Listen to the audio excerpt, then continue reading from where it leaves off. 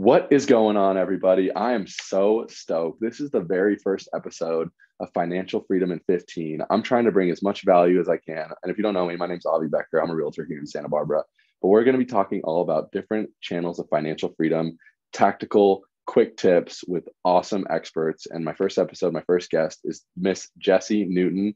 She is an Airbnb vacation rental expert, and she has incredible properties all spread out. I've gotten to see one in person, and I've seen others online, but she's here to talk to us about Airbnb. So welcome, Jessie. Hey, Avi, thanks for having me. Of course. So tell people a little bit about your backstory. And also I'd love to know what financial freedom means to you before we dive into the Airbnb tactics that you know so well.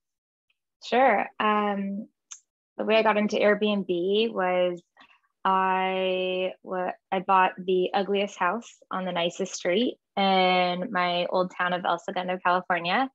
And I wanted to put in a resort backyard. And in order to afford the resort backyard, I had to make the resort pay for itself.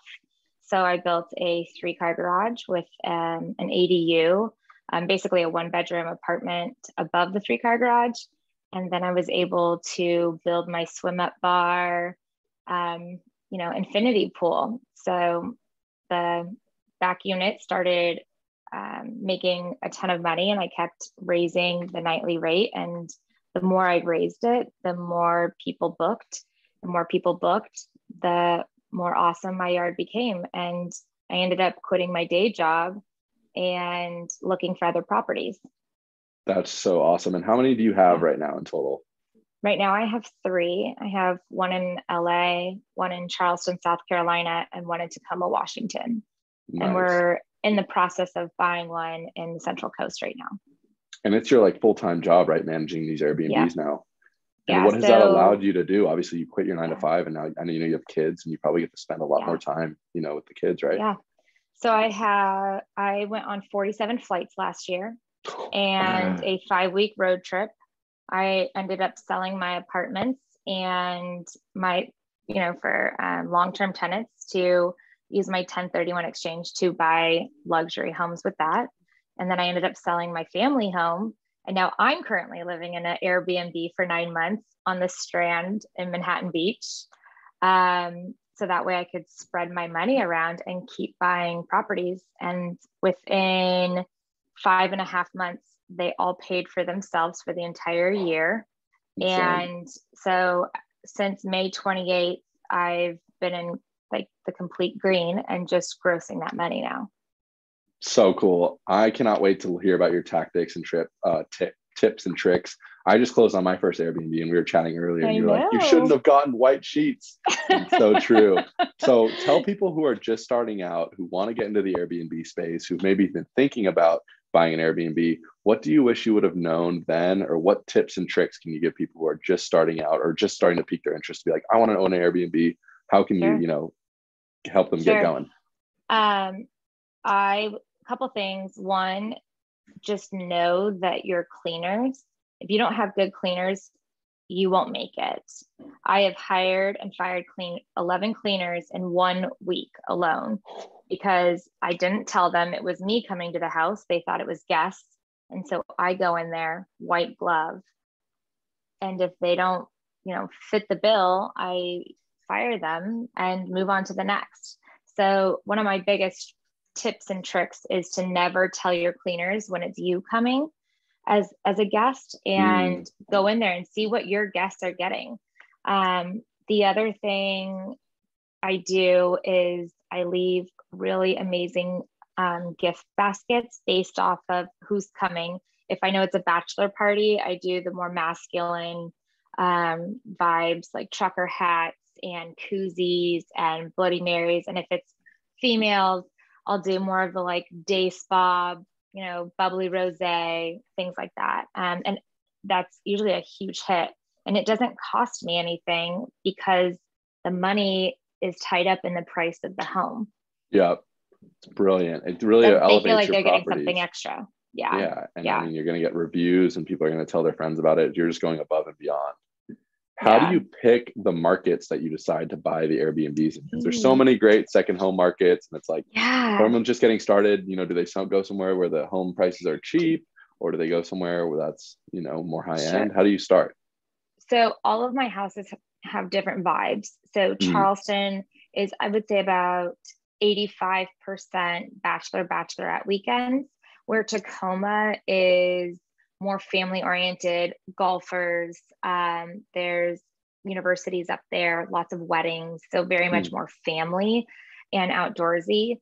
I would say I only buy where I would enjoy spending my time. I love that. And so, if you are someone who loves ranches and loves horseback riding, Montana is hot right now. It hasn't been taken over like Salt Lake, but Kevin Costner has really done it for everybody in his new show. And so now Montana's kicking. So with Charleston, I just had this gut feeling of the Southern hospitality. Plus, it was really open during COVID. And when I started researching it, I found that Charleston is the number one place to get married besides Vegas.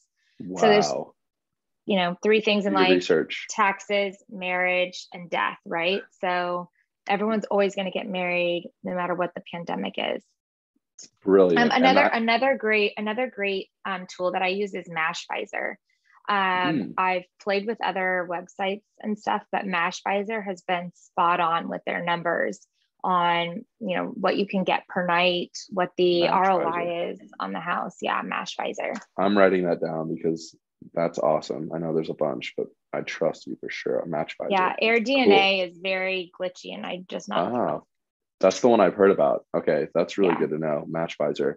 And so for people, I don't think a lot of people know how lucrative the Airbnb game can be. But do you want to talk numbers on what some of those properties are doing? I don't know. Yeah, I don't want to make you comfortable, but I know that. So, yeah, go for it.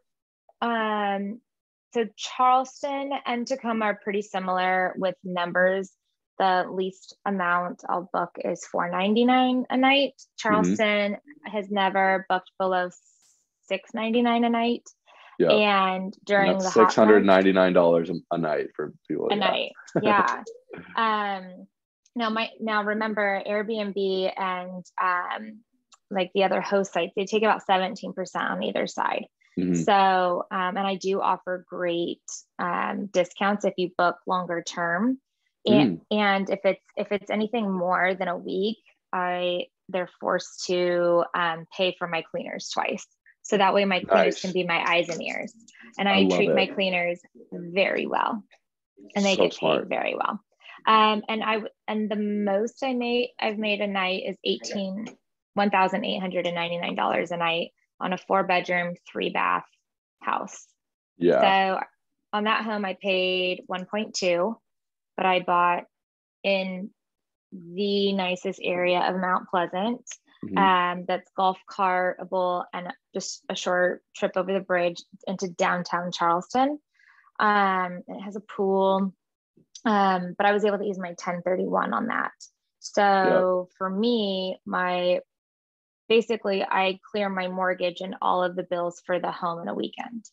In one weekend. And then the rest is all cash flow. That's insane. Right. I love it because, there's a bunch of different styles of real estate investing. There's multifamily, there's single family, but the Airbnb game has really spun things upside down and there's really nothing like it. And I think there's still a lot of, space and time to get into it. It's still very 100%. Early and don't you think? Yeah. If I didn't have 4 kids and a husband and a cat and life, if I was just a couple or a single person trying to start this, or even a smaller family, I would buy a duplex and have one, and they don't have to know you live next door, right? That's confidential. And I would just run it 24/7. So that way it's paying for your mortgage, and then you can 1031 it. Yeah. So, or you can use it as your primary. So people that are in the VA, that are veterans, they can use their VA loans, which is only 5% down, right? Or is it 0 down? It can be as low as 0 down. Yeah. Okay. So that's or if you're a first time buyer, I mean, that it's solid that way. So that's what I would do if I was starting out. That's awesome. And so you said that people, if they want to learn more and they want to reach out to you, kind of consulted and help people do a little bit of Airbnb work. Absolutely. So I've had probably between 10 and 15 families and friends and people that have heard of me from one person to another. And they've like I flew up to Washington back in June because someone was opening an Airbnb on Camino Island. So and cool. I just went around with Post-its. It was a bachelor. He was a newly divorced bachelor, and he had fish and elk and then hula girls. Like, you need to run with one vibe. Yes. Run with one vibe, create a scene for people. And so I was able to go in there, stay somewhere. And then I ended up doing it for his restaurant, coincidentally, too. So it just kind of turns into something. Yeah. And I feel like it's good to have it depersonalized and almost like maybe even like have like a beachy theme or something. Like, no one wants to see photos of somebody else's like family and their taste in the place. They want to be in their own space for the week. Yeah. That's what's great about Airbnb is it feels like home on the road. Yeah, for and sure. I've seen your one in Charleston. That one is so sweet. And shout out to Marley who connected us, and she was the one who sold me that place. But that house is incredible. And Taya is my other girl here in California, and she helped me with my place in Washington. And she got me set up with Marley too. Both of those girls, Tom Ferry, rock stars for sure. Yeah.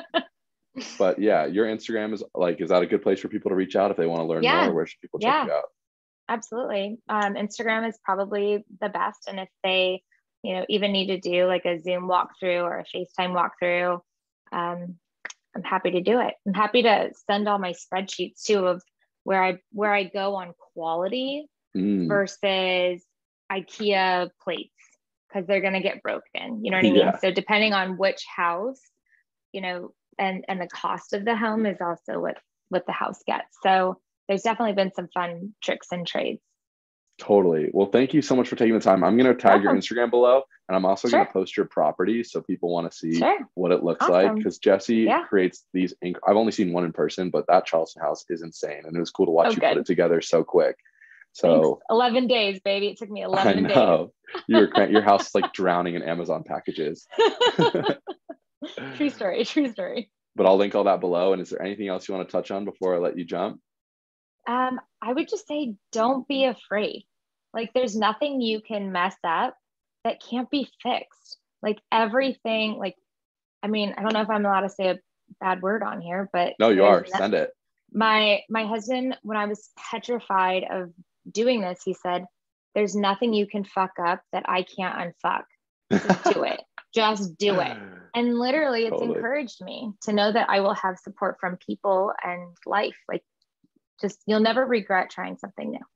Totally. And I think financial freedom is a lot about taking risks, because what would you be at if you worked your 9 to 5? Think about how different life could be, but you went all in, you said, fuck it. And you jumped in, and now look at you building an Airbnb empire. Yeah.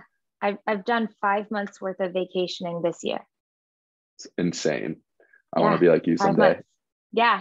Here's to Africa for 3 weeks. Thank you so much, Jessie, for taking the time. I appreciate it. And I'll be in touch with you soon. I hope you guys enjoyed. We'll see you on the next episode. Take care.